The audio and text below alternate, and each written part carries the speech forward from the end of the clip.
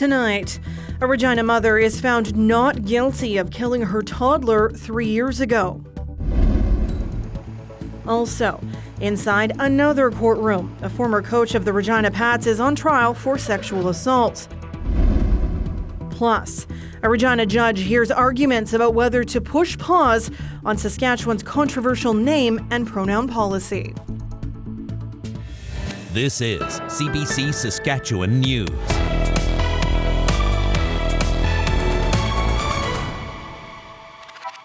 It is Tuesday, September 19th, and the CBC Saskatchewan News starts right now. Good evening, and thank you for joining us. A Regina woman has been found not guilty of killing her toddler 3 years ago. Chelsea Whitby was initially charged with second-degree murder, and that was later reduced to manslaughter. But today, a Court of King's Bench judge ruled she was not guilty of either charge. Nicholas Frew explains.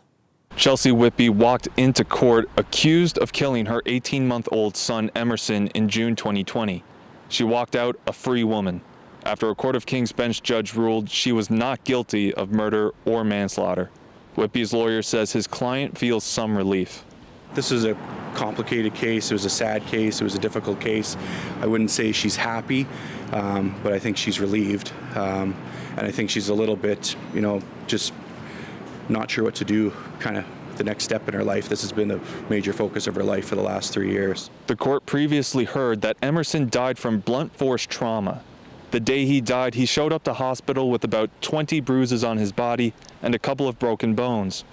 The court heard he had no underlying health condition that could have contributed to the injuries, and there was likely more than one incident that caused them. A month earlier, the boy's father raised concerns to the Ministry of Social Services about injuries on his son. That led to a safety plan that meant Whitby could not be alone with Emerson. Crown prosecutors have argued that Whitby caused the injuries that led to her son's death, but Whitby has maintained that she doesn't know how her son was fatally injured. On Tuesday, Justice C.L. Dawson found Whitby not guilty of the initial charge of second-degree murder.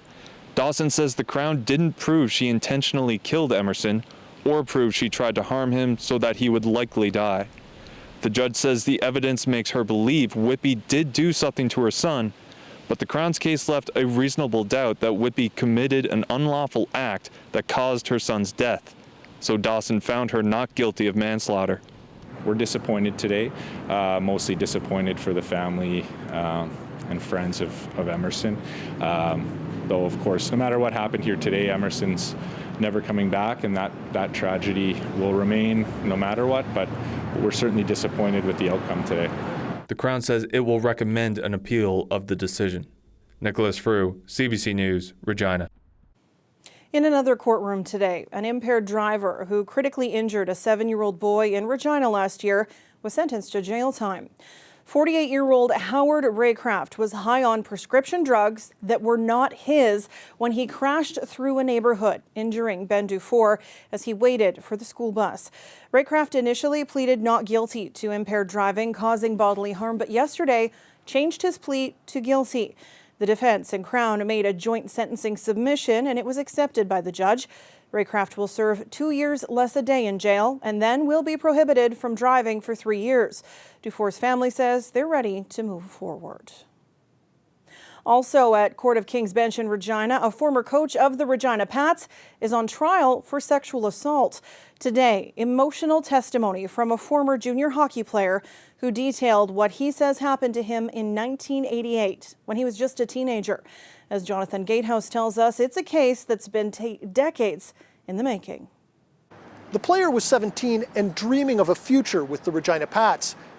So he leapt at the chance to help out at a team-run hockey camp and bill it with its then assistant coach, Bernie Lynch.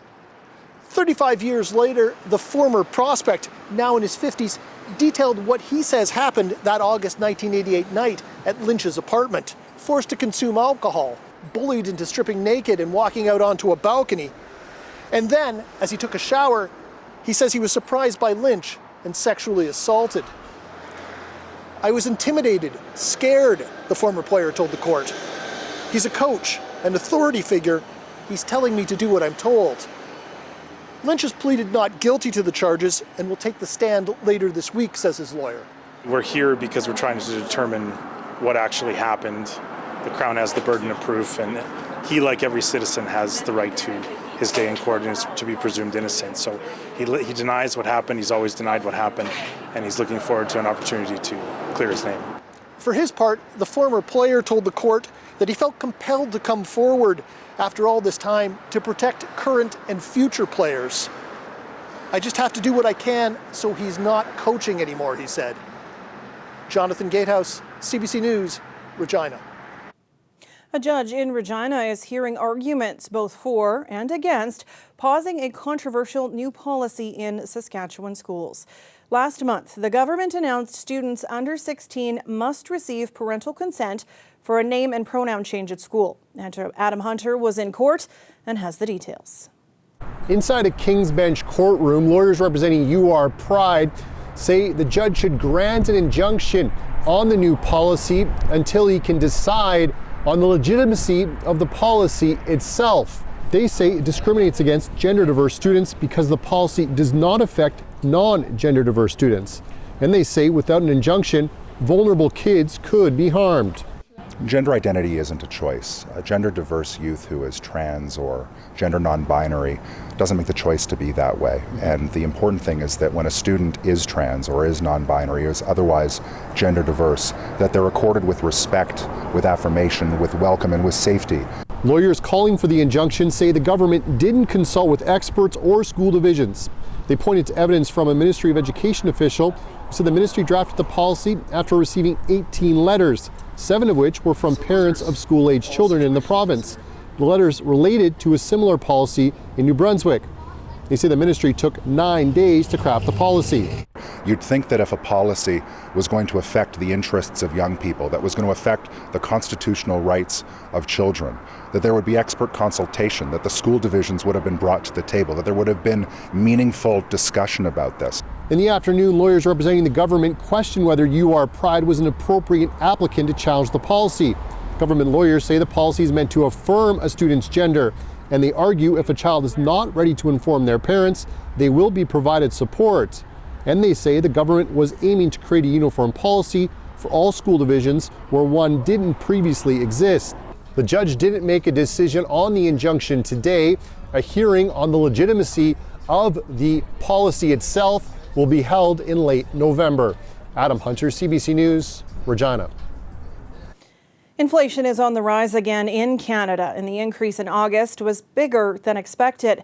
Stats Canada reports the Consumer Price Index, or headline inflation, jumped to 4%, up from 3.3% in July. It's the second consecutive monthly increase, largely driven by gasoline prices. Food prices and mortgage rates were also significant contributors. But even with volatile items like food and fuel excluded from the calculation, core inflation was also up to about 4%. The increase has triggered speculation the Bank of Canada could raise interest rates next month. And as prices climb, a farm in Surrey, BC is helping take a bite out of food insecurity by giving away thousands of imperfect potatoes and other vegetables. Yasmin Gandam reports.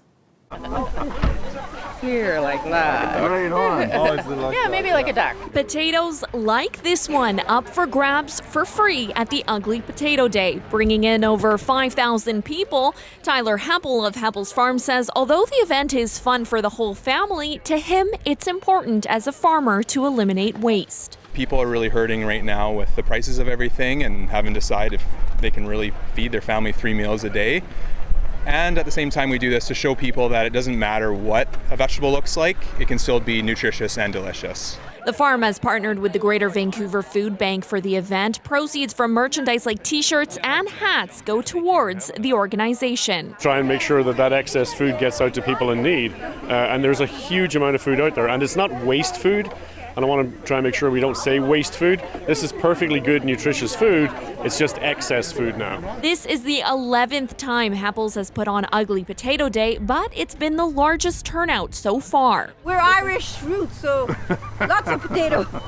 People say with rapid inflation, it's becoming increasingly difficult to put food on the table. Who can say no? You know, it's an amazing opportunity to prevent food that should be eaten from going to sort of animal feed or worse, the landfills. The prices of everything is like crazy. So any chance that we can save a couple dollars, we'll take that opportunity. Avery, why are you here today? All right.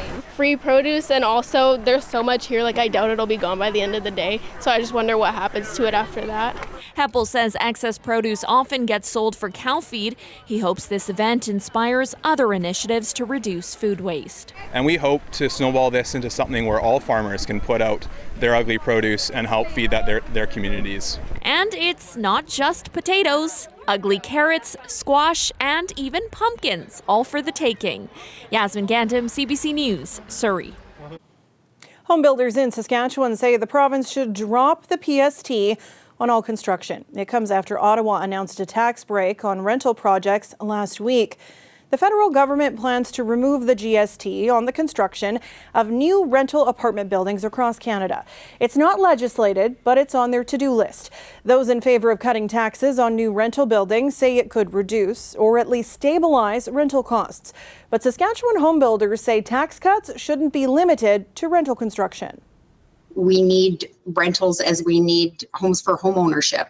We are calling on the provincial government to step up and do their part on this front and really make a difference. And what we are calling for is for them to take even a bolder step and fully eliminating the PST on all new residential construction, whether it be for rental or home ownership. Despite support from home builders, the Saskatchewan government is not keen on removing the provincial tax. In an email, it said the PST should be fairly and broadly applied. As for the GST rebate, it's effective immediately on any new construction of rental apartments, but at least 90% of units must be dedicated to long-term rentals. Well, it might be cloudy, but my gosh, the colors in Saskatoon by the river are gorgeous this time of year. Perfect time to go out and snap some family photos. And the good news is the clouds should be clearing away for a few days too. Paulette Kennedy will have your forecast after the break. Stay with us.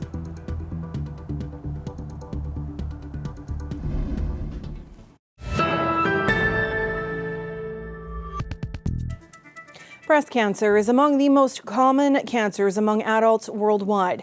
New research suggests artificial intelligence is showing promise in detecting it and reducing workloads for radiologists. But as Christine Birak reports, it's also showing some limitations. How well can artificial intelligence detect breast cancer compared to a radiologist?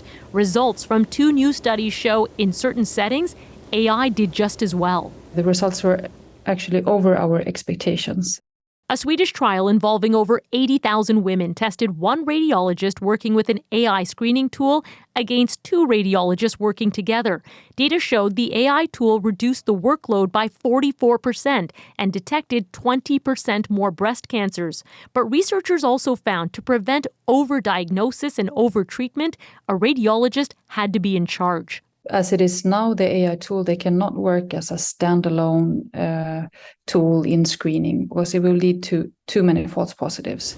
Meaning the technology flags too many mammograms as abnormal when there's actually no cancer. I use AI and I know that the AI tool doesn't compare to prior mammograms. Radiologists can check a patient's history and rule out abnormalities. And while AI technology is expected to learn and evolve, most of its data comes from scans of white women. It's not yet clear how well it works for others. It also has trouble detecting cancer in women with dense breast tissue. AI is unlikely to overcome those limitations. So we're going to need other screening tools. So what you see here on the left, which is exactly what Toronto researchers are working on, AI that checks breast density to predict the chances of a hidden cancer. We're stepping carefully to try and avoid doing anything foolish to get this new technology so that it's ready for prime time. Swedish researchers also noted while AI detected more cancers, some may not be deadly. They're now monitoring to see if early detection improves patient outcomes. But many are optimistic AI will offer a cost-effective second set of eyes that will help save lives. Christine Birak, CBC News, Toronto. This weather update is brought to you by Capital Ford Lincoln. Truck Mania is on now.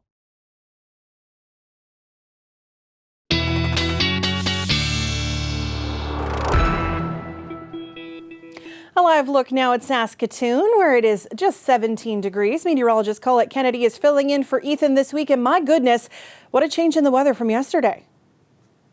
Thank you, Sam. Yeah, that's right. It almost seems like one of those strange facts of life where sometimes for things to get better, they almost have to get worse first. And we saw that kind of with our air quality statements and the air quality itself in terms of we had those advisories to the west, we had the front coming in, we knew we'd see that improvement, but that front also pushed a lot of that smoke surface level further east. But all of this is to say that improvement is coming as it will keep moving east out of the province, and we'll get, at least for a time, a break when it comes to that air quality. And some of the showers, somewhat scattered in nature, but a few pockets where it was a little bit heavier, especially to the west of Yorkton and north, where we saw this through the afternoon and continue to see it as it's moving northeastward into these evening hours. So that helps. That's with the front that we're seeing it. The change in wind direction really helps.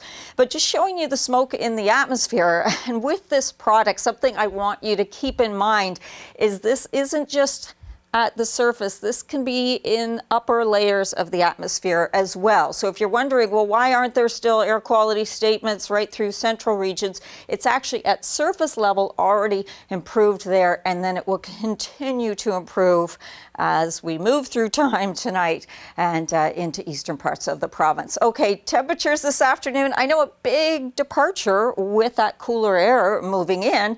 You see where the warmth is ahead of the front, as you'd expect, towards Winnipeg. That temperature there still nearly 30 degrees this afternoon. But the trend, if I just keep rolling this forward, I want you to see the next several days as we head to the next day, the first day of fall, we're actually going to be seeing very, very comfortable readings, and if anything, running a little bit above seasonal. So that front moves on. Behind it, a little bit of instability coming out of Alberta. I put some extra cloud cover towards Saskatoon, some other areas. I mean, there's a chance that you could pick up towards Swift Current, a light shower or sprinkle tomorrow. I really wouldn't expect there to be much to it, but you will see those extra clouds through your skies. So your 3-day forecast here, Regina, 21 tomorrow. We've got a lot of sunshine. A very strong ridge of high pressure builds in. Now, there are some models that kind of fight it into the weekend. I'm keeping it sunny for now. If I have to revisit that for you as it gets closer, I will. But I think this ridge is going to be so strong, it's going to hang in there.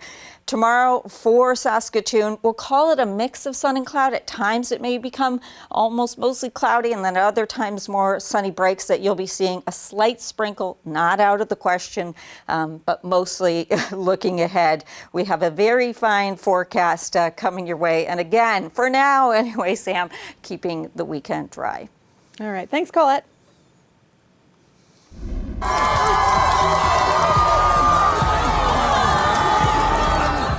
Dozens of Dachshunds competed for top dog at the annual running of the Wiener Dogs in Cincinnati, moving as fast as their little legs could carry them as part of the city's annual Oktoberfest celebrations.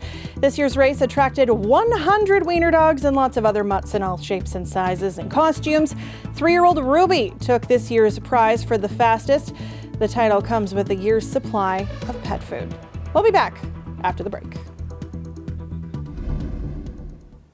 When it comes to your news, you want up-to-the-minute access. Anytime, anywhere. Get the facts straight from the source. Download the free CBC News app or visit cbcnews.ca for news you can trust.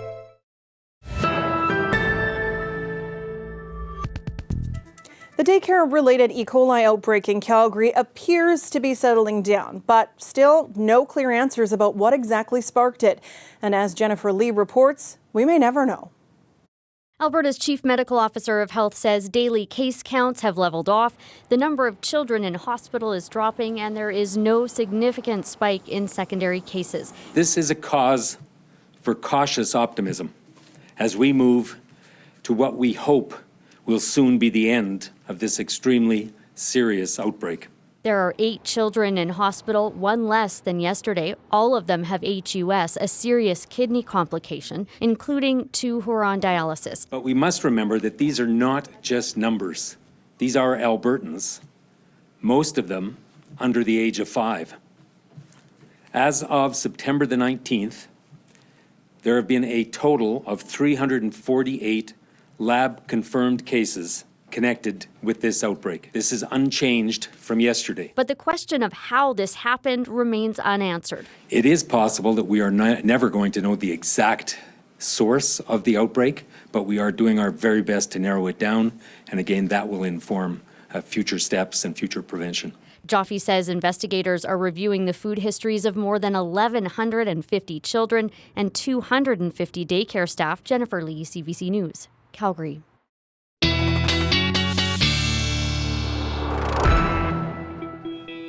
And Colette is back with one last look at your weather, and we've got to get through the yuck to get to the nice stuff. Yeah, that's right, Sam. It's cooled the temperatures down a little bit.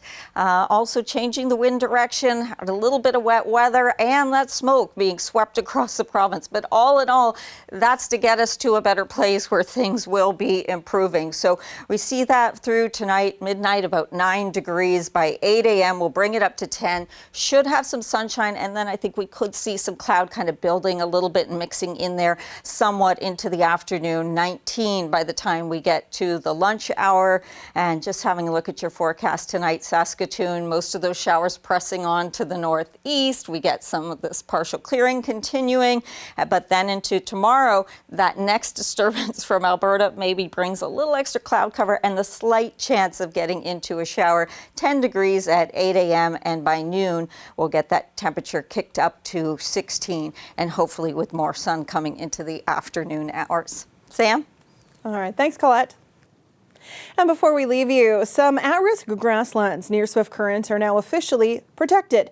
The Nature Conservancy of Canada has bought 280 hectares of untouched land right on the edge of the city. We visited the site to find out more about what makes this project unique. So we're standing here at next to 11th Avenue Northwest near the city of Swift Current. So it's actually just up on the hill over here a few hundred meters away. And then all behind me here is the Nature Conservancy of Canada's latest land acquisition, which we call the Cave Pasture property. So it's about 700 acres that you can see all behind me there of native grassland with some wetlands as well. And if you look further on past that, you can actually see Highway 4 is along the east boundary of the property as well. It was just privately owned before. It was part of, I think it was like an original homestead that had kind of been passed down for generations, and then there was a death in the family now that so it was passed to an estate, and so it was listed for sale on the open market. And we do have a couple different species at risk that we have identified on the property already this past summer with some of the work that we did, so we definitely want to make sure that they have a home to kind of come back to year after year. This is definitely the closest acquisition that I've been part of that's been this close to an existing urban area, let alone one with the size of Swift Current.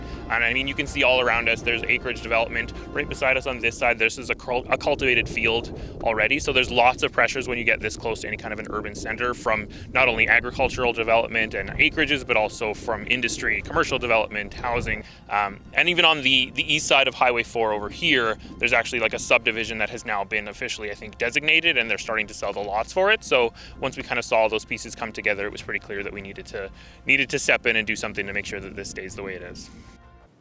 And that is it for us tonight. For news anytime, you can head to our website or subscribe to our YouTube channel or download the CBC News app. Colette and I will be back with more local news at 11. Thanks for watching and have a great night.